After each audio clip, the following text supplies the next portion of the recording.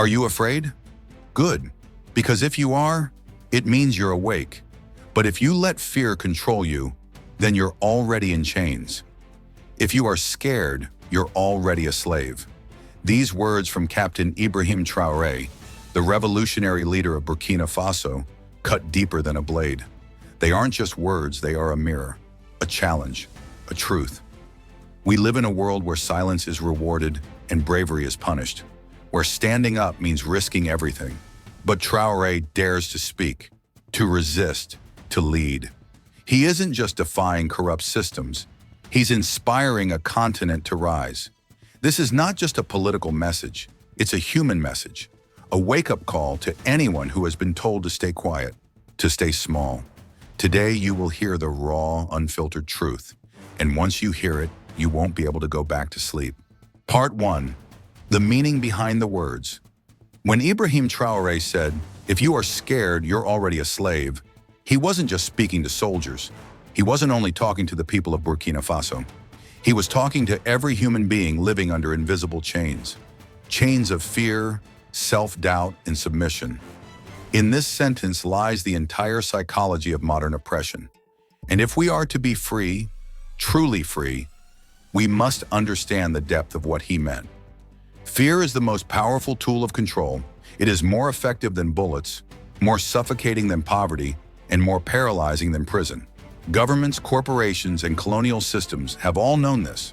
Keep the people afraid, afraid to speak, afraid to organize, afraid to dream. And you won't need to enslave them. They'll enslave themselves. This is exactly what Traoré is rejecting. As a young captain, one of the youngest heads of state in Africa, he stood before his people and said, "We have decided to take our destiny in our own hands." That declaration wasn't just about Burkina Faso. It was about breaking the psychological shackles that colonialism left behind. It was a declaration of war against fear itself. He understands that before any revolution can happen in the streets, it must happen in the mind.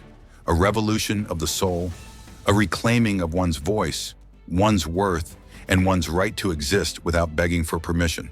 But what happens when fear becomes normal? What happens when entire populations begin to think of fear as wisdom and silence as strategy? That's when you know the system has done its job. People are not born to be silent. We are born to speak, to question, to resist. Traoré's words are a reminder that silence in the face of injustice is not neutrality. It is participation. And fear, when left unchallenged, turns into obedience. If you are scared, you're already a slave? Think about it. Who benefits when you keep your head down? Who gains power when you convince yourself that it's not the right time to speak up? Who grows richer while you stay quiet in a job that drains your soul? The systems built on exploitation need your fear to survive. Fear feeds them. Your silence nourishes them. Traoré is breaking that cycle. He speaks not just as a military man, but as a symbol. A reminder that the greatest battle is not with weapons, but with the lies we've internalized. That we are small, that we are weak, that we must wait for permission to live freely. He is proof that when one person decides not to be scared, an entire country can wake up. And let's be honest, this kind of courage is rare. The world tries to crush it, it labels it as dangerous, radical, even reckless.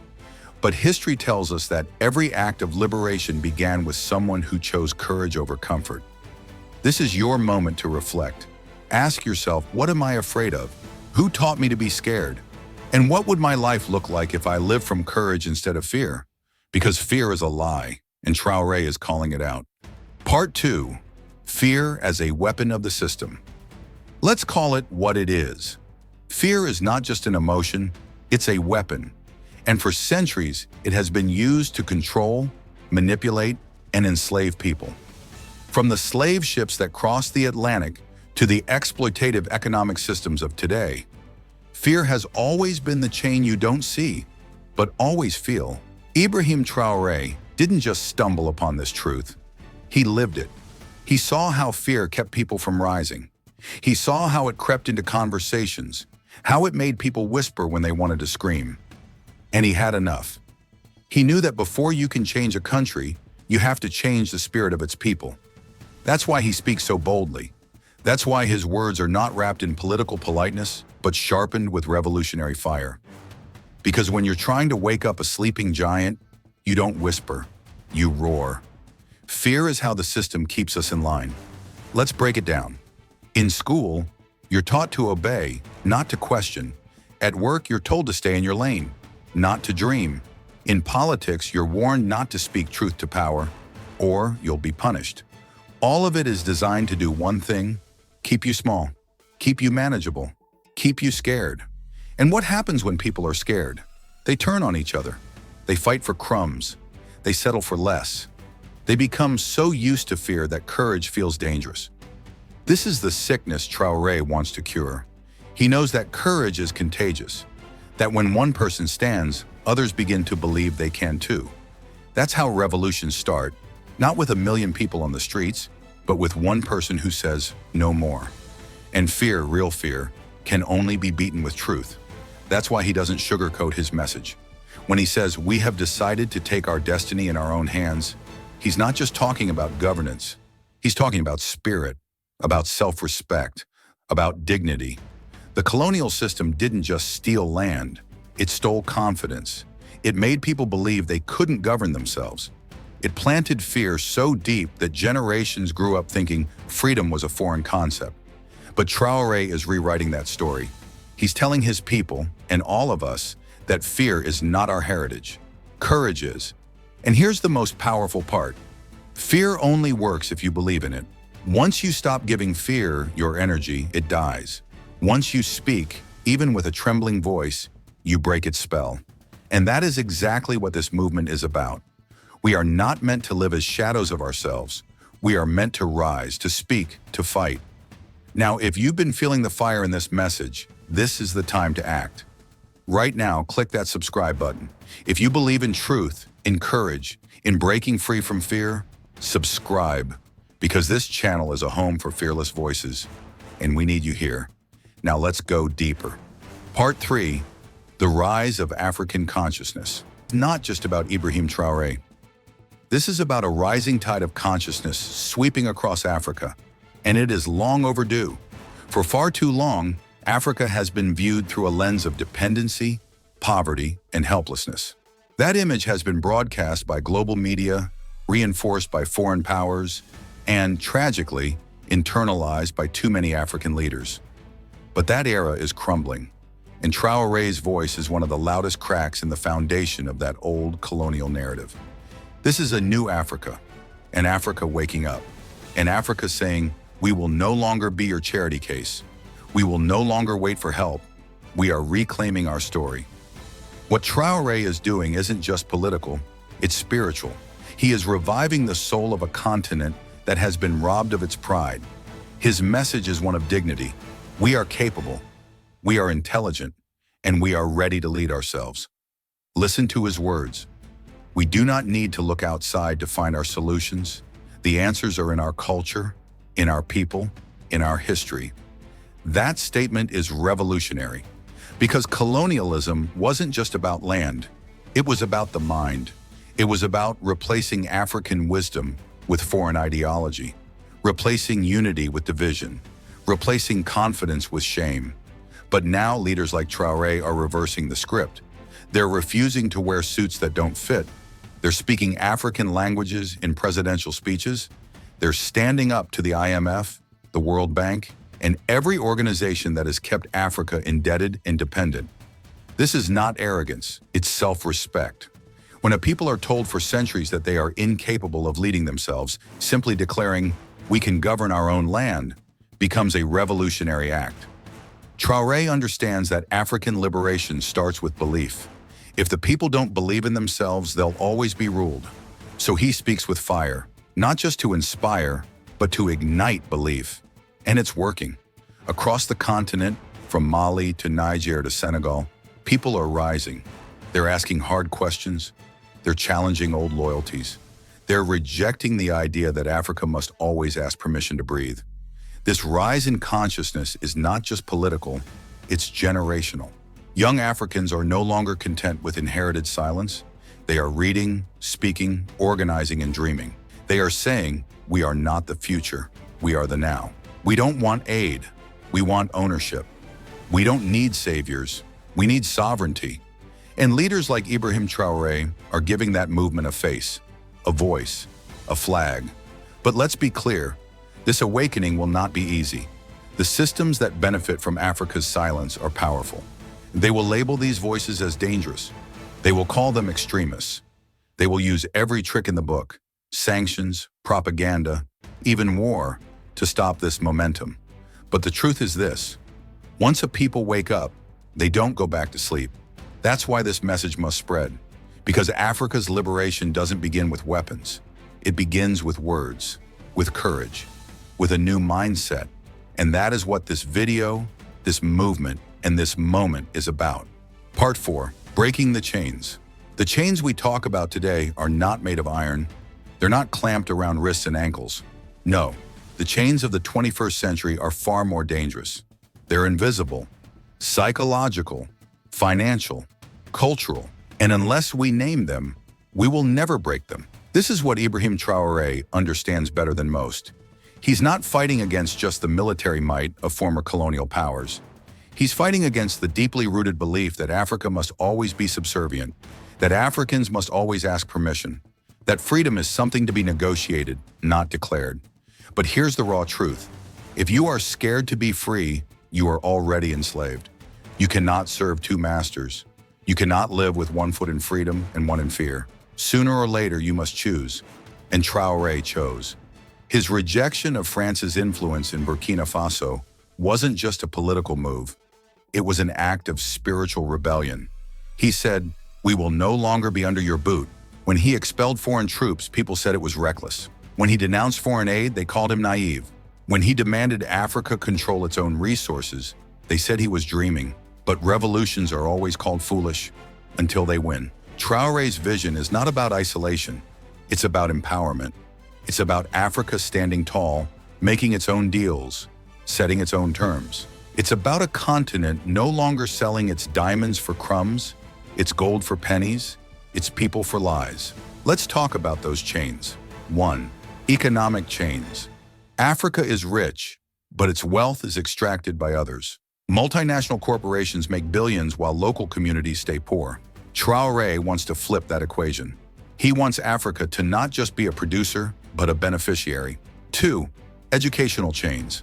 Too many schools teach children to admire Europe and America, but not themselves.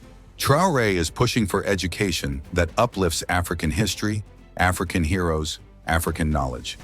Because when you erase a people's past, you steal their future. 3rd, media chains. Western media paints Africa as a war zone, a charity case, a disaster. But look deeper. Africa is innovation, culture, brilliance, and beauty. Leaders like Traoré are rewriting that narrative, not by asking for validation, but by speaking with unapologetic pride. 4. Fear chains. And here's the biggest chain: fear. Fear of speaking out, fear of being targeted, fear of dreaming too big.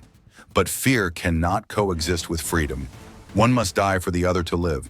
So how do we break these chains? We stop begging and start building. We stop waiting and start working. We stop fearing and start fighting. Not with violence, but with vision. Traoré says, our dignity is not negotiable.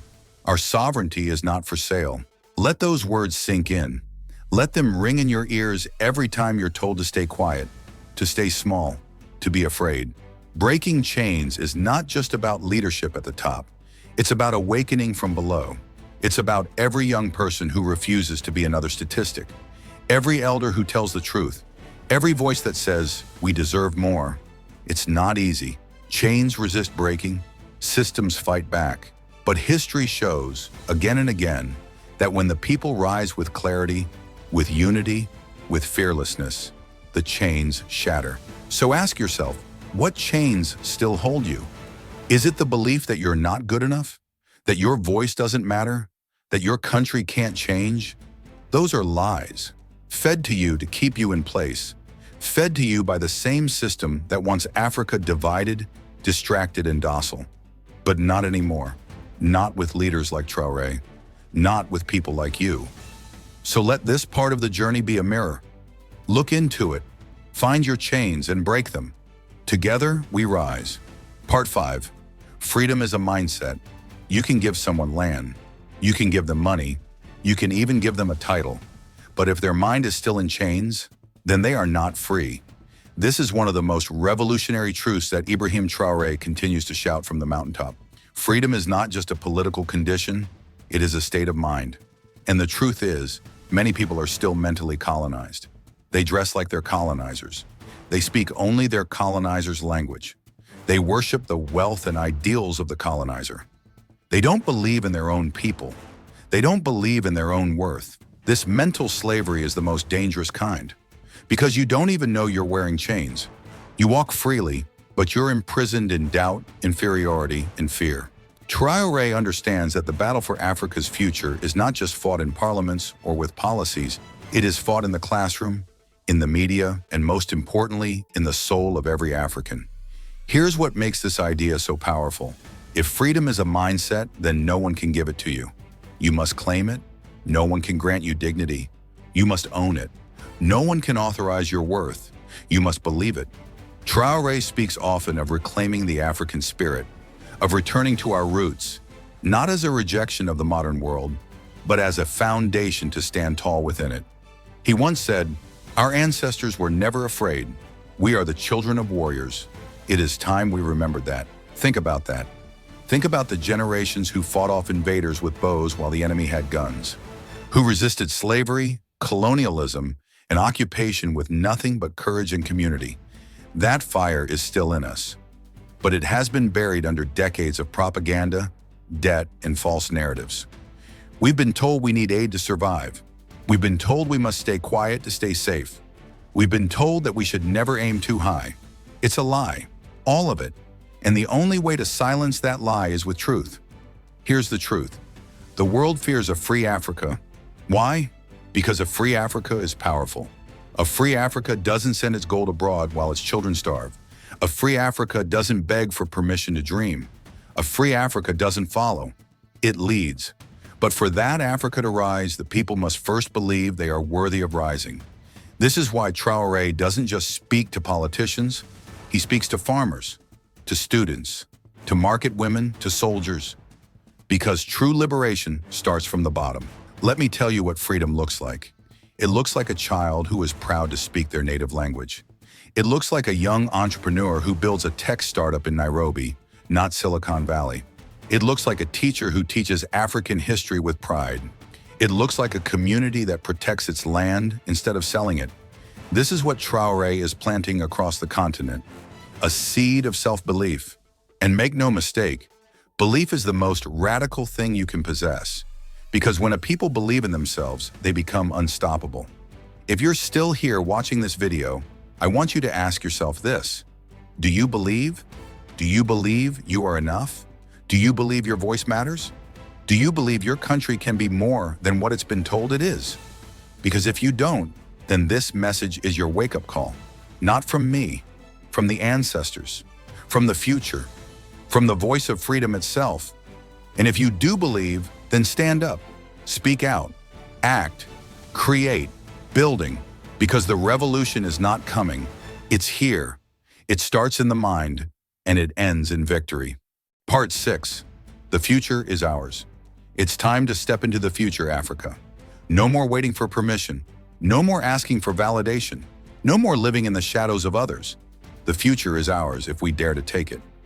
But what does that future look like? For Ibrahim Traoré, the future is one of pride, power, and purpose. It's a future where Africa is no longer a recipient of charity or aid, but a global force, leading, innovating, and creating on its own terms. Think about it. Africa is the cradle of humanity, the birthplace of civilization.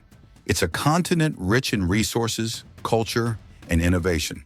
But for too long, Africa has been seen as a problem to solve rather than a solution to embrace. For too long, Africa has been told to look to the West for guidance, when the West should be looking to Africa for lessons in resilience, community, and vision. Traoré understands this better than anyone, and he's not just talking about change, he's making it happen. But making change is not easy. The road ahead will not be smooth. The forces of oppression, greed, and exploitation will not just disappear. They will fight back. But that's exactly why we must rise stronger, smarter, and more united than ever. The future we are fighting for is a future where Africans control their own resources, where young Africans build world-class companies, develop groundbreaking technologies, and lead with integrity. But for that future to materialize, we need to dismantle the systems that have kept us small. We need to break the mental shackles of inferiority that have been placed on us since colonial times. It's time to embrace African ingenuity, time to believe that we can do it ourselves, time to invest in our own future, time to educate our children with the knowledge that they are the leaders of tomorrow. The world is changing, and Africa must lead that change. We are already seeing glimpses of this future. From Rwanda's innovation hubs to Nigeria's booming tech industry, from Kenya's renewable energy breakthroughs to South Africa's strong financial sector, the African Renaissance is happening. But it's not enough to sit back and watch. We must be active participants in this revolution. That's why Traoré's message is so crucial. He is reminding us that the power has always been in our hands. The question is, what will we do with it? If we want a future that reflects our potential, we must first reject the limitations others have placed on us. We must reject the narrative that we can't succeed without foreign aid or without Western approval. We must reject the idea that Africa is destined to be a beggar at the table of global power. Instead, we must embrace the belief that Africa is a land of endless opportunity, where we have the ability to create, to build, to lead. But we can't do it alone. This journey requires all of us, young and old, rich and poor, educated and uneducated. Everyone has a role to play, whether it's starting a new business, teaching the next generation, or simply changing the way we think about ourselves and each other. We all have a part to play in shaping Africa's future. Traoré says, Africa's future depends on its people. If we are willing to fight for it, the future is ours to create. This is the call to action. The future will not wait for us to be ready. We must be bold. We must be courageous. And we must be united in our resolve to create the future we deserve. So what's stopping us? It's not lack of resources. It's not lack of talent. It's not lack of ideas. What's stopping us is fear. Fear of failure. Fear of the unknown. Fear of standing alone. But fear is not a wall, it's a window. And through that window, we can see the bright future that awaits us. So Africa, let's rise together. Let's make the impossible possible. Let's make the future ours. The revolution is here, and it starts with us. If this message has ignited a fire within you, don't just keep it to yourself. Join the movement and be part of the change. Let's take back our power, rewrite our narrative, and build a future where Africa stands tall, proud, and unstoppable. Subscribe to the channel for more powerful, thought-provoking content that will fuel your journey to greatness. Turn on notifications so you never miss a video that could change the way you see the world and your potential. Drop your thoughts in the comments below. What's your vision for Africa's future? What steps are you taking to make it a reality? Let's spark a conversation that will echo through generations. Don't just watch, act. Together we can create the revolution we've been waiting for. The future is ours. It starts now.